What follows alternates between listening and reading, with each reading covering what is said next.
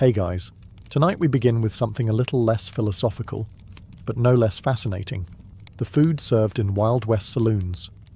Sure, they were known for whiskey, bar fights, and questionable piano music, but what did people actually eat there? Was it all beans and bacon? Or were there surprises hiding behind those swinging doors? So before you get comfortable, take a moment to like the video and subscribe, but only if you genuinely enjoy what I do here. And let me know in the comments where you're tuning in from and what time it is for you. It's always fascinating to see who's joining us from around the world. Now, dim the lights, maybe turn on a fan for that soft background hum, and let's ease into tonight's journey together. The first thing that hit you when you walked into a Wild West saloon wasn't the piano music or the sound of someone losing a week's wages at cards. It was the smell. Forget the romanticized scent of sizzling steak and fresh cornbread. The real bouquet was more like a punch in the nostrils, a complex blend of sweaty cowboys, wet tobacco, old beer, damp wood, horses that hadn't bathed in a decade, and, if you were lucky, the faintest hint of something cooking in the back. Some saloons tried to mask it with sawdust on the floor, or pipe smoke thick enough to cause temporary memory loss. Others just embraced it. "You don't come here for the air," barkeeps would say, slapping flies off the counter with a rag that hadn't been cleaned since the Civil War. And yet, somehow, there was always a kitchen.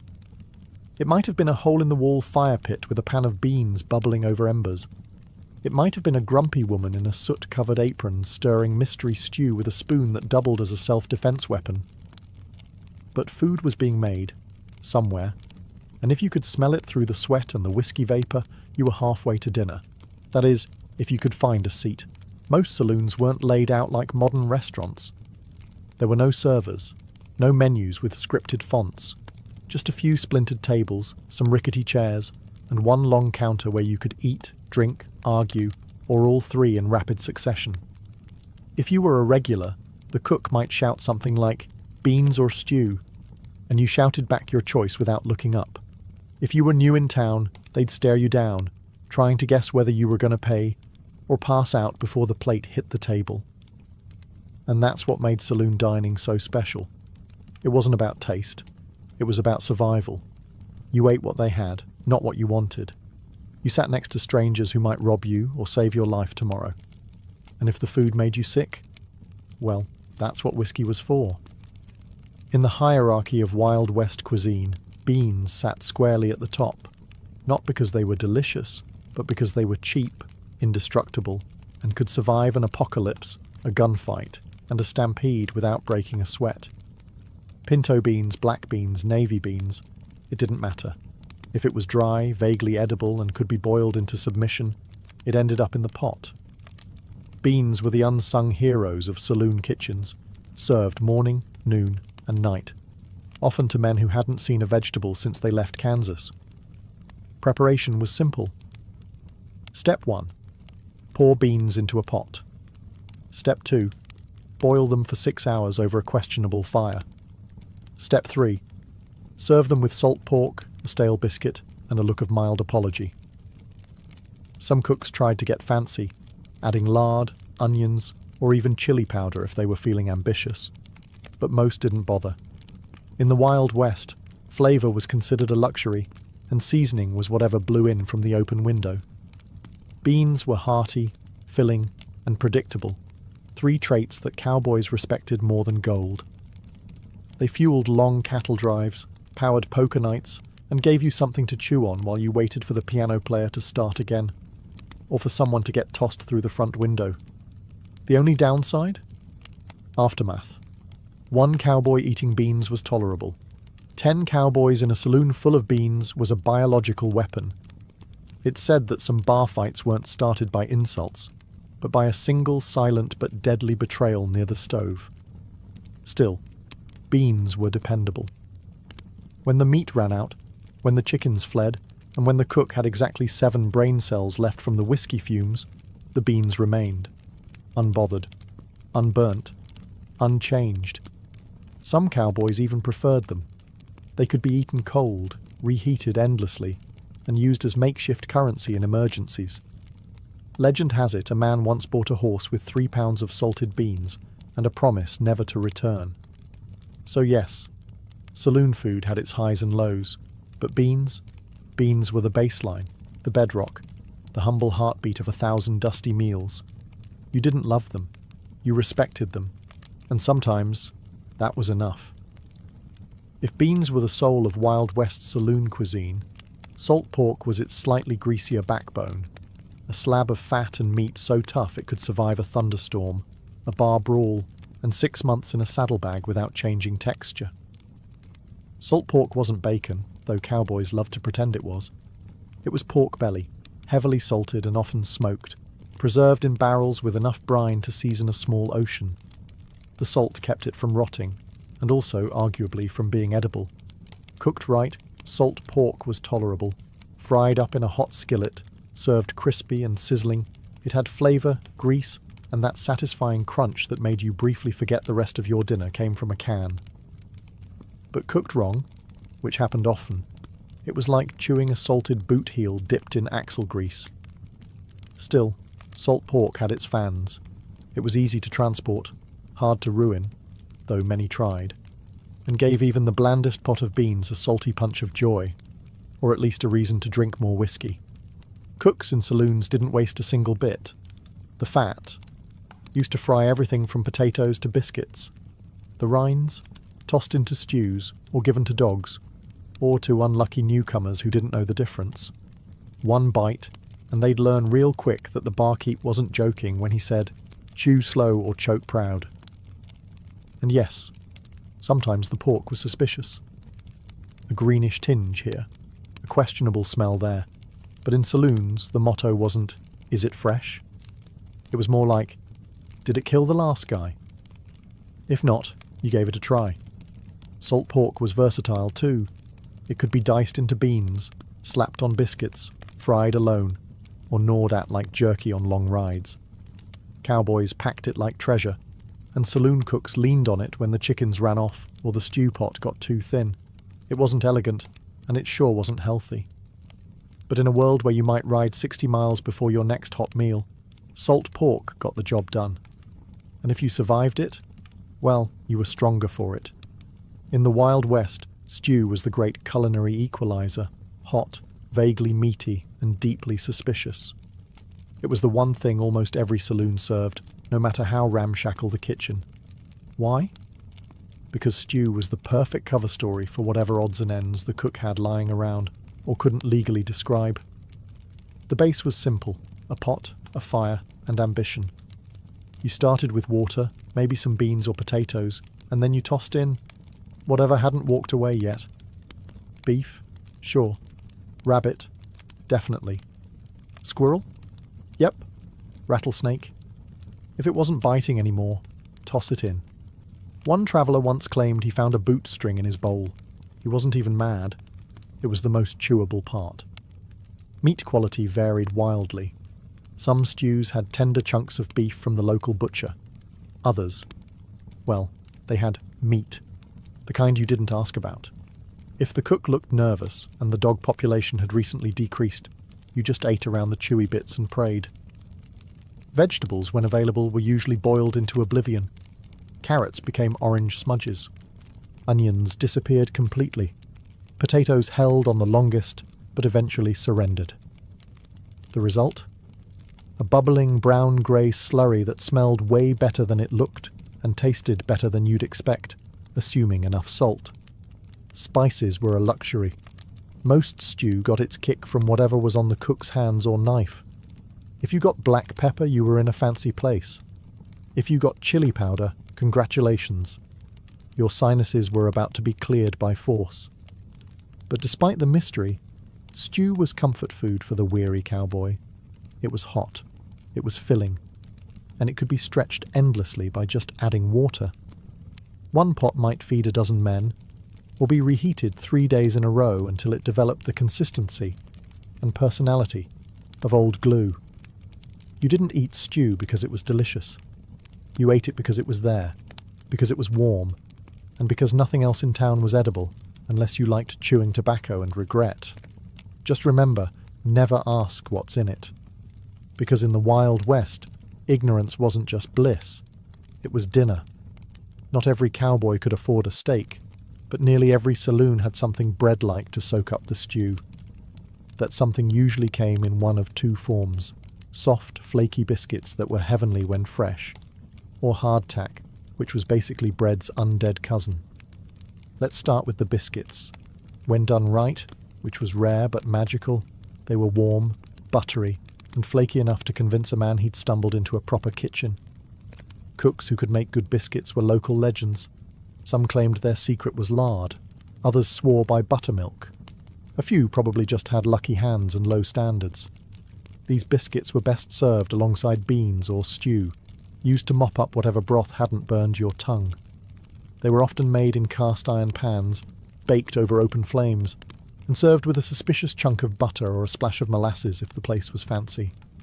And then there was hardtack, a slab of flour and water, baked until it could survive nuclear winter. Originally made for soldiers and sailors, it found its way west thanks to one simple fact: it never went bad. It also barely qualified as food. Eating hardtack required strategy. First, you'd inspect it for weevils, which wasn't a deal-breaker, just an added crunch. Then, you'd soak it in stew, coffee, or whiskey until it softened. This could take anywhere from 10 minutes to 2 presidential terms. Even after soaking, chewing hardtack was a commitment. You didn't just eat it, you grappled with it. Dentists probably made good money off cowboys who challenged a piece and lost. But here's the thing. Both biscuits and hardtack served their purpose. They were cheap. They were portable. They filled you up. And in a world where calories mattered more than cuisine, that was enough. So if you strolled into a dusty saloon and saw a plate of steaming biscuits, you counted your blessings. If they handed you a hardtack puck the size of your palm, well, at least it came with a story, and maybe a chipped tooth.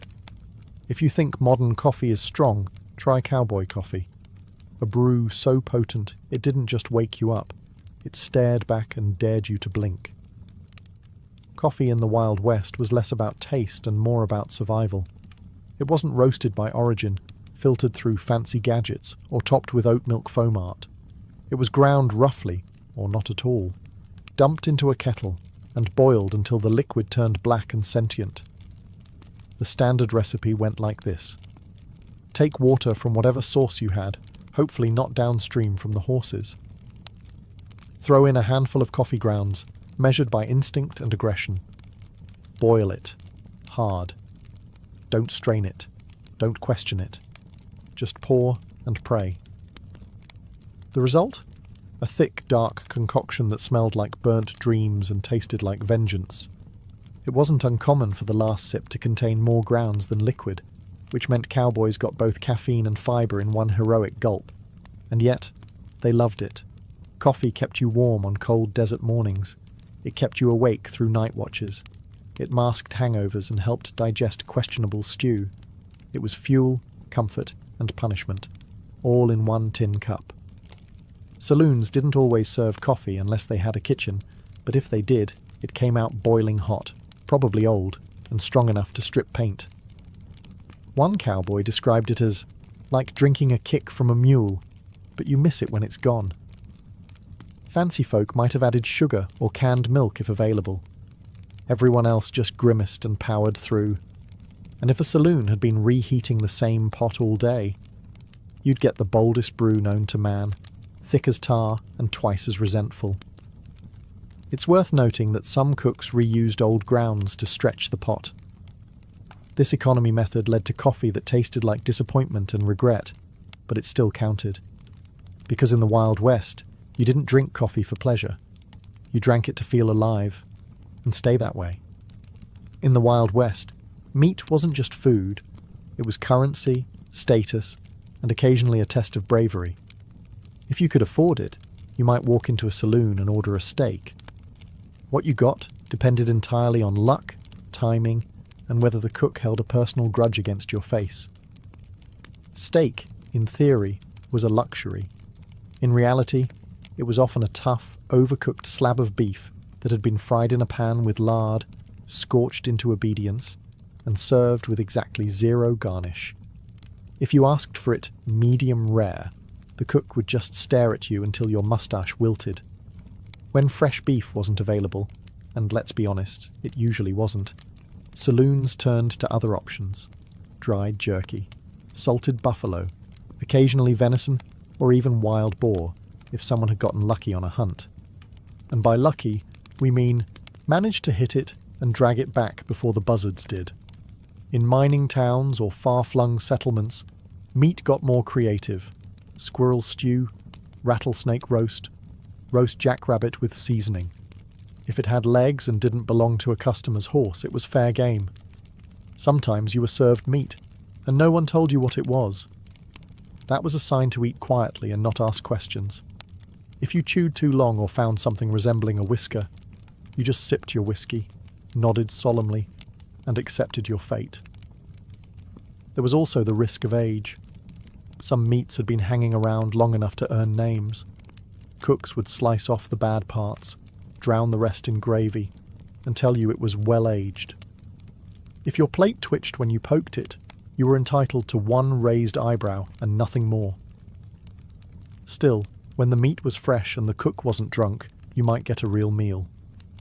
A sizzling slab of beef, a fried egg on top, and maybe a biscuit on the side. A plate that reminded you why people survived gunfights, for this. But most of the time, you ate what was there, and hoped it didn't eat you back. In a Wild West saloon, dessert wasn't really a category. It was more of a happy accident, the result of a cook with spare ingredients and a tiny sliver of mercy.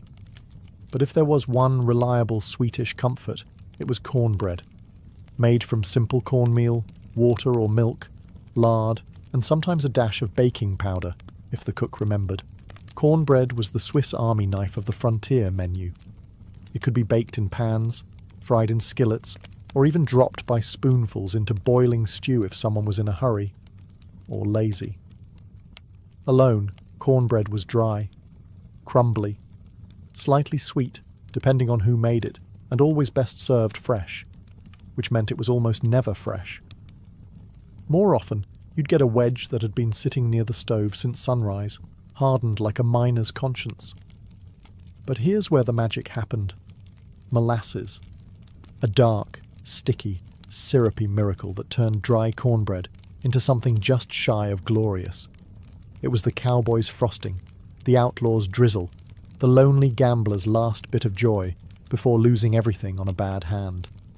Molasses was affordable, kept well in the heat, and masked the sins of even the driest baked goods. If a saloon had a barrel of it, you were in luck. If they warmed it before serving, you were practically eating at a 5-star establishment by frontier standards. Some cooks went a step further, pouring molasses over skillet-fried cornbread and tossing in a pinch of salt or spice. It wasn't quite cake, but it felt like it if you'd been chewing jerky and hardtack all week. Cornbread with molasses became the default dessert.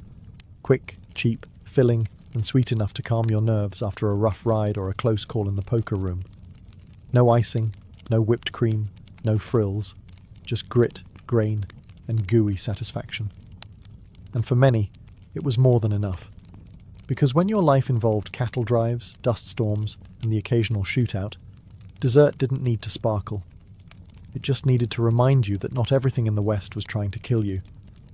If you were lucky enough to stumble into a saloon before noon, preferably sober and not bleeding, you might have been offered eggs and chicken. And if so, you were in the presence of a miracle. Or a trap. Let's start with the eggs. Fresh eggs in the Wild West were gold.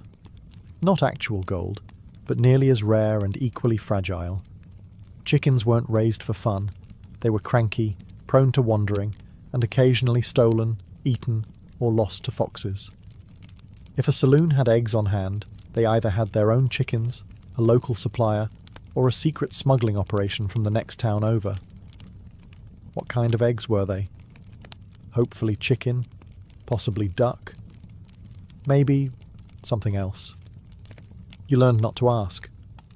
You ordered eggs, and what you got depended entirely on the cook's mood and the egg's age. Some were scrambled to disguise colour, others were fried until the yolks turned to leather. And if it wobbled when it hit your plate, that was a sign from the universe to order whiskey instead. As for chicken, it was on the menu, but not often. If it said fried chicken, what you'd probably get was a scrawny bird that died angry. Tough, bony, and fried in lard until the flavour tapped out, chicken wasn't always worth the chewing. But it was meat, it was hot, and it wasn't beans again, so folks ate it gratefully. You might get a drumstick the size of your thumb, or a whole quarter roasted on an open flame. You might also get a feather in your gravy, and that was just part of the charm. Breakfast offerings of eggs and chicken were a status symbol for saloons. They said, "We have food that didn't come from a can or a barrel." If the eggs were warm and the chicken wasn't dry, you'd tell your buddies for weeks. And if it gave you food poisoning, well, that was just the West reminding you who was in charge. Still, there was something hopeful about ordering eggs. They meant morning, they meant survival, and just maybe, they meant you'd live to drink again by nightfall.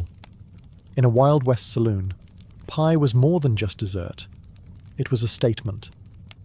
If you saw a pie sitting on the bar, steam rising, crust golden, scent of apples wafting through the smoke and whiskey, you knew this saloon meant business. You also knew that someone in the kitchen had put in real effort, which was practically a love letter in a land of bean slop and overcooked pork. Now, don't get ahead of yourself.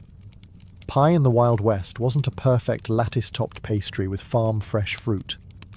It was a rough, rustic affair, uneven crusts, fillings made from canned or dried fruit, and usually served lukewarm at best. Whipped cream, not unless a cow followed you into town. The most common varieties were apple, peach, or berry. Berry being a flexible category that sometimes included raisins or things that only vaguely resembled berries. If the cook had a sweet tooth, you might get a dash of cinnamon. If not, you got crust, sugar, and optimism. Still, pie was a rare treat. Most cowboys hadn't seen one since they left home, and saloons knew that offering pie gave them a competitive edge. A good slice could pull customers from 2 towns over, and if the pie was warm and flaky, you better believe someone would threaten to shoot over the last piece. There are recorded stories, and a few exaggerated legends, of poker games that ended in gunfire over dessert disputes.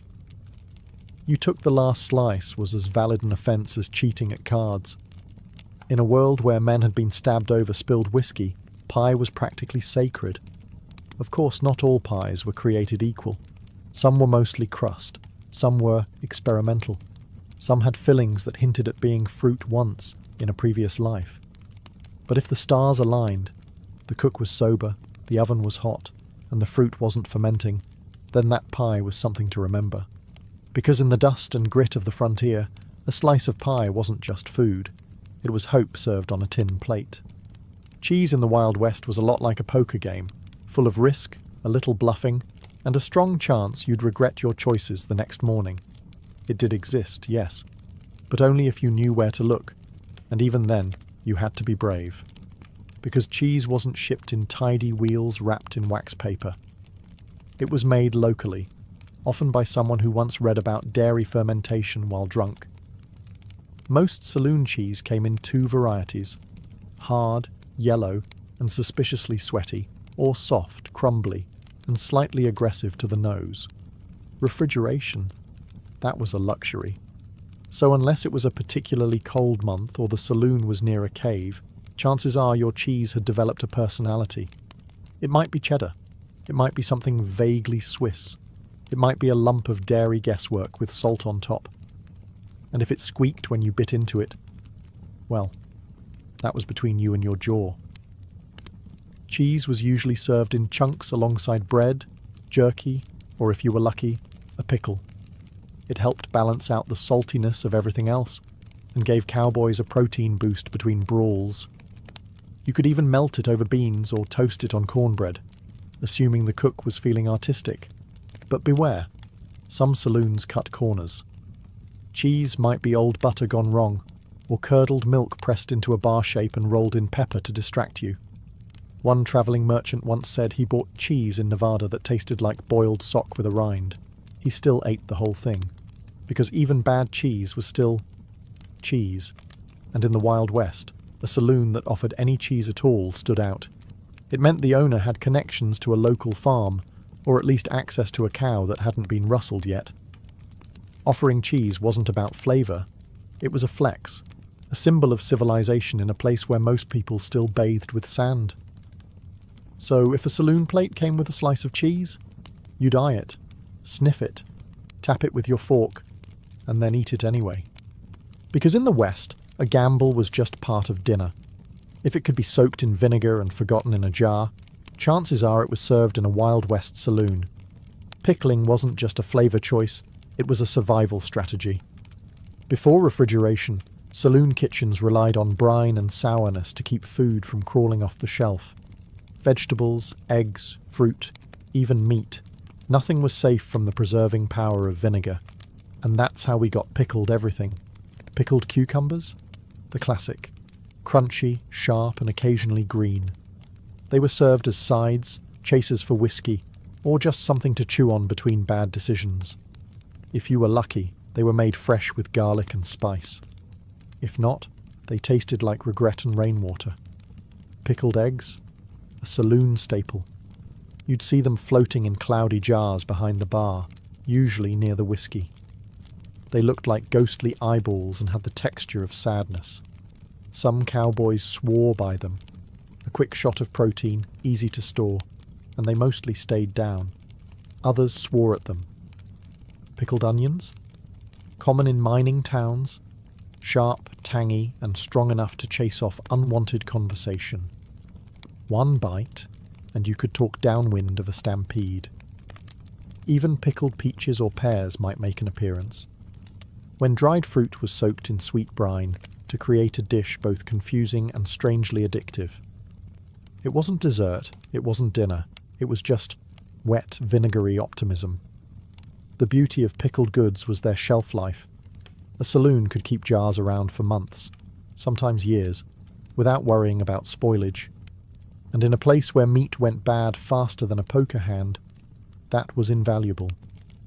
But let's be honest. Not all pickled items were created equal. Sometimes the jars weren't sealed right.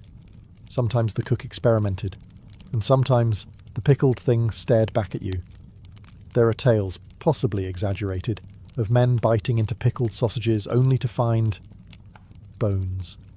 Or a label that simply read, maybe pork. Still, pickled foods were part of the Wild West experience. Salty, sour, and strangely satisfying. Like everything else that lasted out there. You didn't eat them for pleasure. You ate them because they wouldn't kill you. Probably.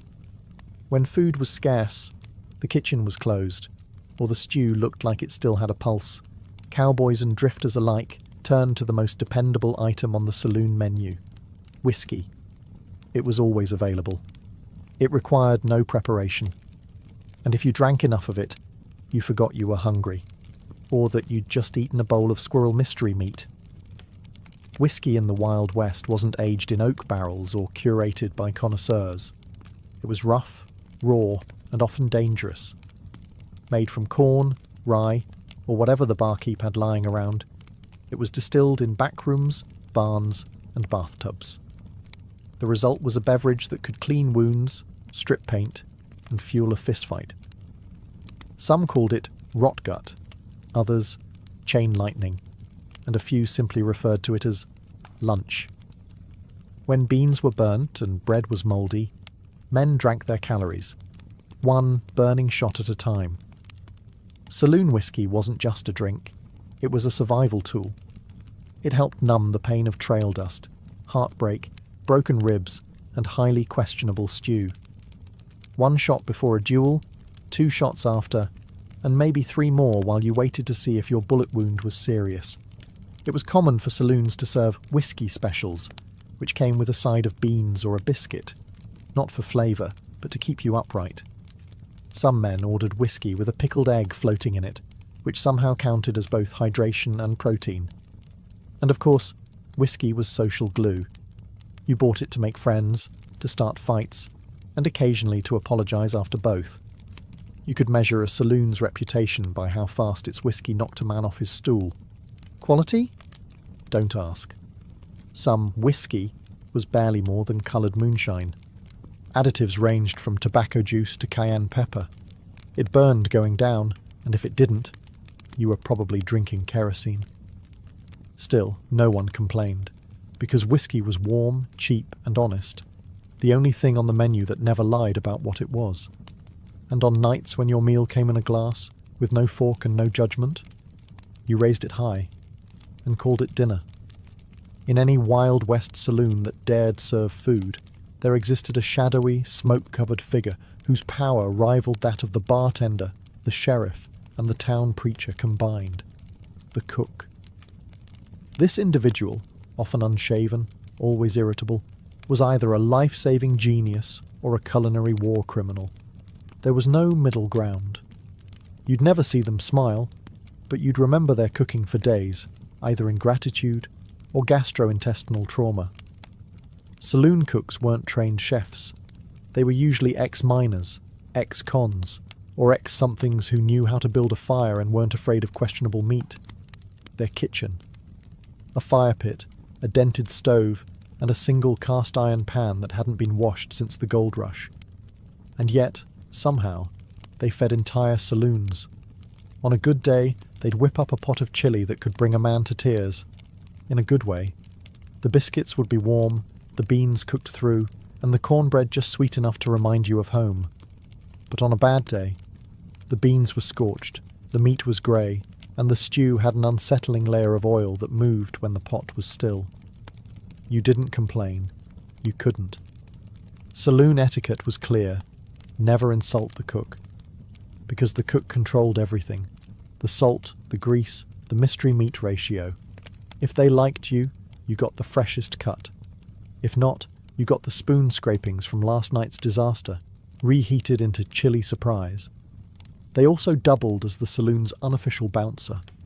No one wanted to get hit by a ladle that had just survived frying salt pork. And if the cook had a cleaver, which many did, they could clear a room faster than a shotgun. Despite their moods, these cooks were vital. They kept cowboys on their feet, miners from passing out, and travellers from collapsing mid-sentence. They worked long hours in heat and smoke, took insults as seasoning, and lived by a single rule. If you don't like it, there's the door, or the whiskey. So whether they were your saviour or your saboteur, you always nodded respectfully to the cook. Because in the Wild West, they held your stomach and your fate in their greasy, glorious hands. Now that we've walked through the swinging doors, sniffed the stew, and stared down a pickled egg in a foggy jar, the real question remains: would you actually eat the food served at a Wild West saloon? Let's be honest, modern taste buds might not survive the experience. The beans were basic, the meat was a gamble, and the stew was more mystery than meal. You'd need strong teeth, a stronger stomach, and the kind of appetite that comes from riding 40 miles on a sunburned horse with nothing but dust in your lungs. But here's the thing. For the cowboys, miners, gamblers, and misfits of the American frontier, saloon food wasn't about gourmet flavour or Instagram-worthy plating. It was about fuel, calories, heat, a warm plate between gunfights, train robberies, or another night sleeping in a barn next to a mule named Regret. It was about survival. You didn't ask where the meat came from. You didn't complain if the biscuit crumbled like chalk. You just sat down, ate what was handed to you, and washed it down with something strong enough to kill bacteria, or at least make you stop caring about it. And when food was good? When the beans were fresh, the coffee didn't bite back, and the cook had spared a little molasses for the cornbread. It felt like a miracle. So would you eat it? If you lived back then? Yes. You wouldn't just eat it, you'd be thankful for it.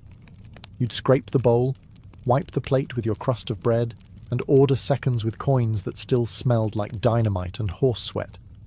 You'd laugh with strangers, curse the cook, toast with whiskey, and maybe, just maybe, end the night with a slice of pie and a story worth telling. Because saloon food wasn't glamorous. It was gritty, greasy and real. And in a world where the West was still wild, that was enough.